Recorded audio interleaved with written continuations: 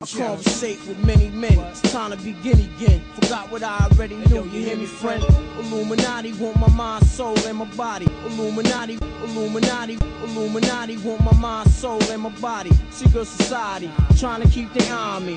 My mob is infamous, it's like a fucking title read. You get back slapped so hard, make your nose bleed. So back on the real side of things. In the history of the world, there had never been a people who were truly free or who truly ruled themselves until the United States of America was created as a republic by which we ruled ourselves through elected representatives whom we sent to the State House, either in the States or to Congress, to do it.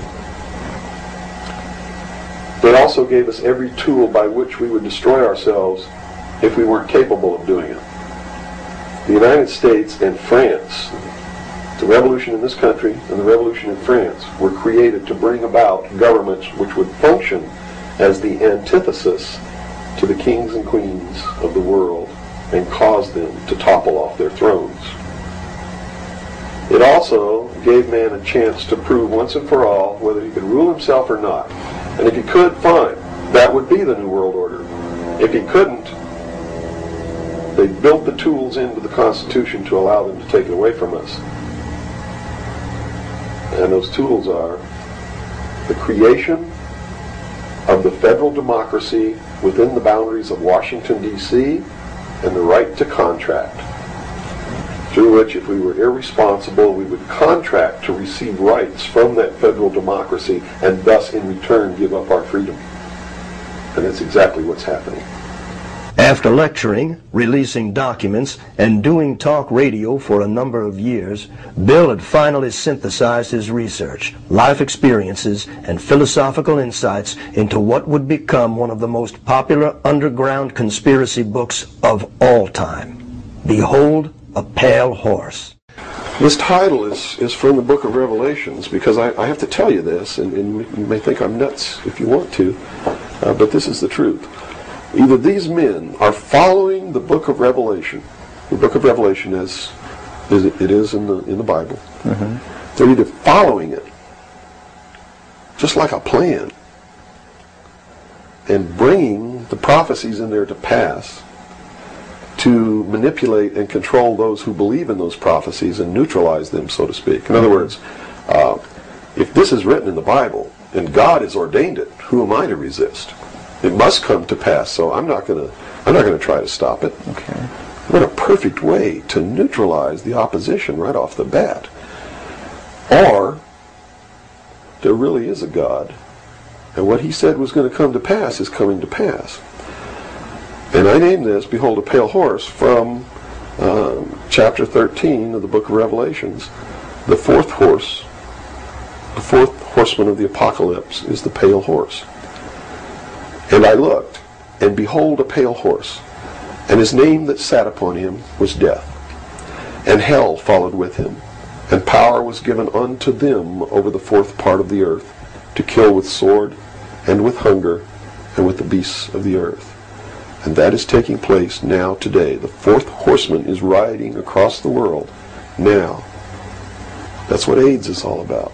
That's what all these little brush fire wars all over the world are all about.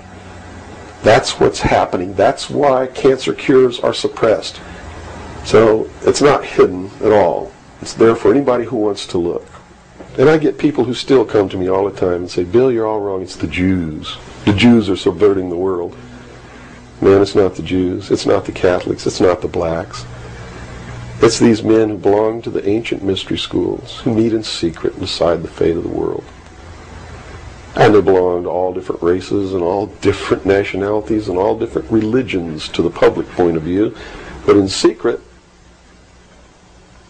it's a different story.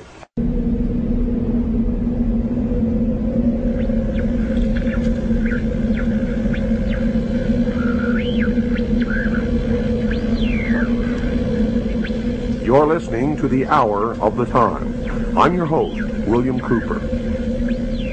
Tonight, ladies and gentlemen, we begin the origin, the history, the dogma, and the identity of the ancient mystery religions which are now known as the mystery schools.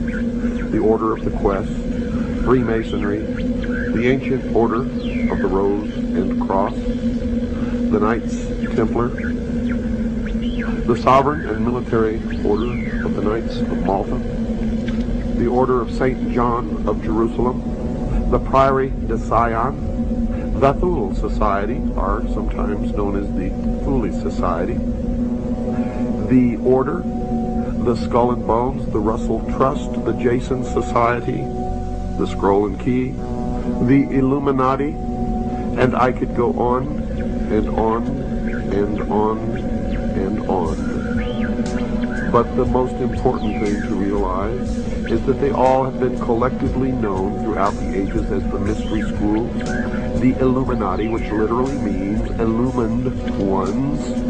They are all one and the same, as you will come to know. And you will understand perfectly how they've been able to infiltrate all of our society. What you hear tonight does not necessarily reflect my views, our beliefs, our religion.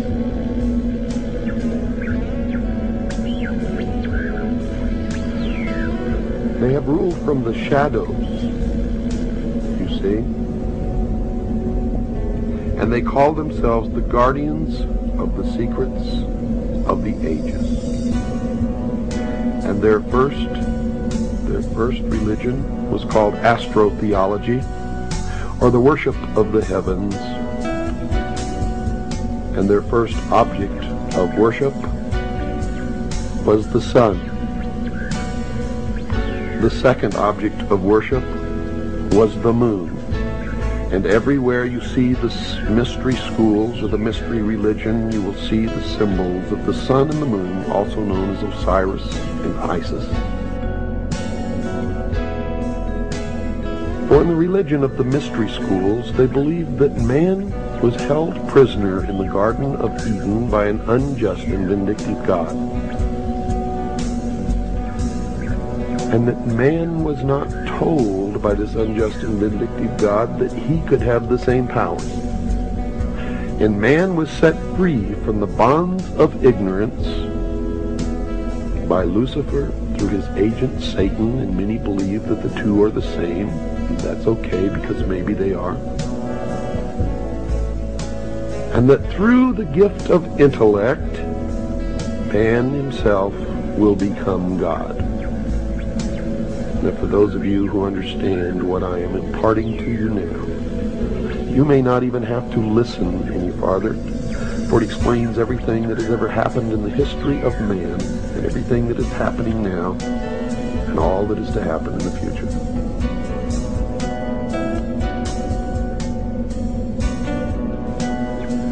They believe that the tree-dwelling ancestors of man were among the most intelligent beings of their distant age.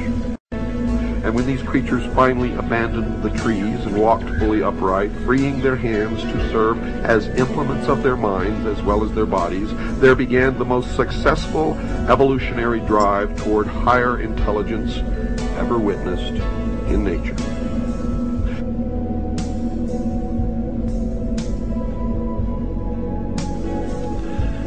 Now notice, Lucifer was called the son of the morning star. He was also called the morning star, and there is a great mystery here, because Christ also called himself the morning star.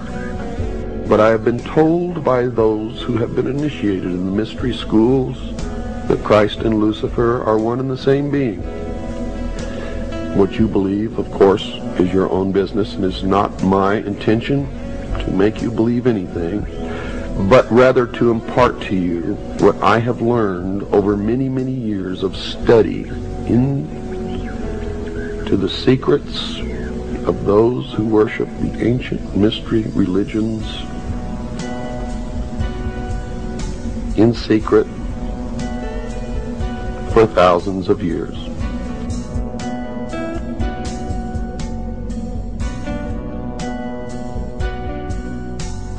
I do not advise you what you should believe or not believe. But I do advise you that we all need to learn as much as we can about everything that we can, because one thing I have learned in my life is that most of what we have ever been taught has been a lie. And that whoever these people are, who are the priests, the adepts, the initiates, the mystery schools,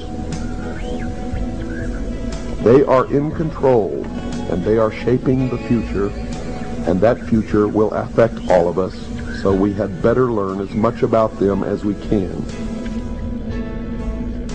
We have to be very careful about how we interpret what we read, especially the Bible. And I'll tell you why. When I research these secret societies, and I research the Bible, and by the way, I'm a Christian, so if you're a Christian, don't think I'm knocking your religion. I'm not. I'm just telling you what I found. I have found that at the very heart and core of all these secret societies lurks the Kabbalah. The Kabbalah is the ancient Jewish mysticism.